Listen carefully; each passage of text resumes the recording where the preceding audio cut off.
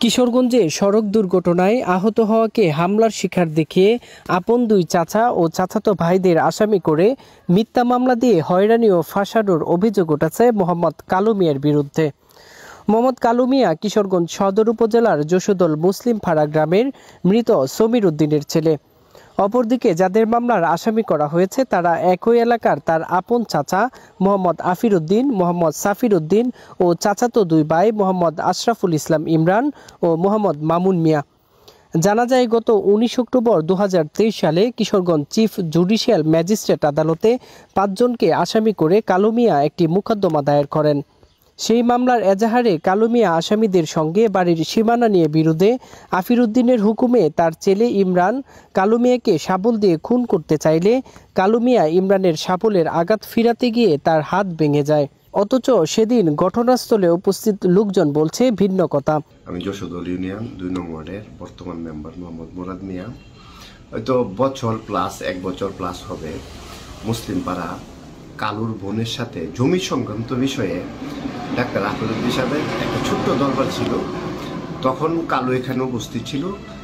যেদিন দরবার ছিল ওই দিনে কালুর হাতে আমি একটা বেঞ্চিস দেখছি আর ওই সময় কোনো মারামারি ঝগড়া জাতীয় এটা আমি দেখিনি। আমার নাম দিন ইসলাম, আমি 7 নং ওয়ার্ডের গ্রাম পুলিশ। বিষয়টা হইল একটা মামলা সংক্রান্ত বিষয় নিয়ে এটা থানায় একটা মামলা হয়েছে। হওয়ার পরে আফির উদ্দিন ডাক্তার এবং কালু এরা মাঝে একটা এই জায়গা সম্পত্তি নিয়ে একটা বিরোধ অনেকদিন যাবৎ চলতেছে। পরে দিয়ে এক পর্যায়ে দারোগা রফিক এএসআই তার মাধ্যমে আমরা বইছি বিষয়টা তার বাড়িতে।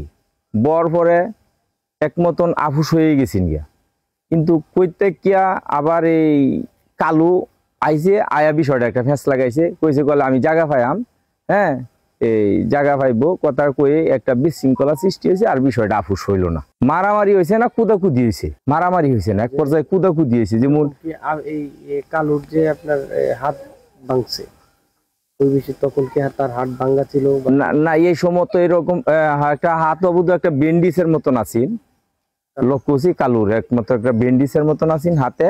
হ্যাঁ এইভাবেই আইছে। এই ঘটনাস্থলে কোনো মারামারি হয়েছে না। পুলিশ পক্ষ থেকে মেম্বার আসছিল, যে বেবানিয়া লোক আসছিল এরাও আসছিল। পরে দুনো পার্টি যখন মানে না, পরে দারোগা কইতেছে তোমরা যখন মানো না তোমরা যেভাবে কুড়ি আছে তোমরা কুড়ি গাবরেন লাগতো না, তোমরা দুনো পার্টি একসাথে হইয়া মিললে দুজন আপুসে তোরা তো এর কারাগারি হইব। রাস্তার কোনো কারাগারি হইতে না, মারামারি কোনো কিছু হয়েছে না। ইমরানের হ্যাঁ চাইছেন মারতো। পরে মালুমের বউজন কইছে বলে ইমরান কিতা লইতা মারবো তোমারে। পরে দারোগা ফিরে আইছে, পরে দারোগা হ্যাঁ ধাক্কা মারছে।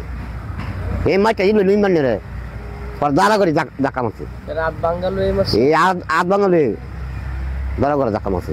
আর তো আগে থেকে ভাঙ্গা এই অটোর অ্যাক্সিডেন্টে তোর ডালেরটা নামতেছে না, গাড়ি আর গাড়ি নামতেছে, হ্যাঁ তো ডালের নিচে সেই গাড়ি ঢুক লাগিয়ে আবার হাতটা মানে লাগছে আর গাদা ডাত করে হুলা দিছি।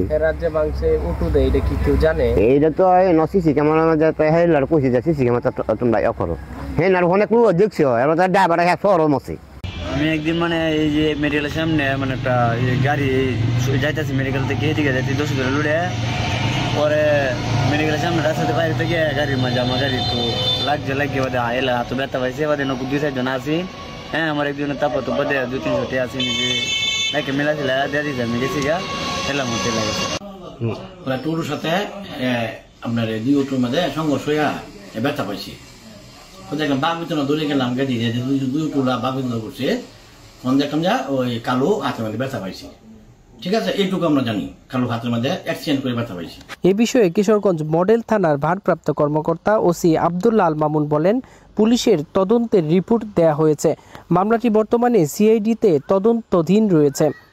রায়হান জামান, কিশোরগঞ্জ টেলিভিশন। আপনারা দেখছেন কিশোরগঞ্জ টেলিভিশন।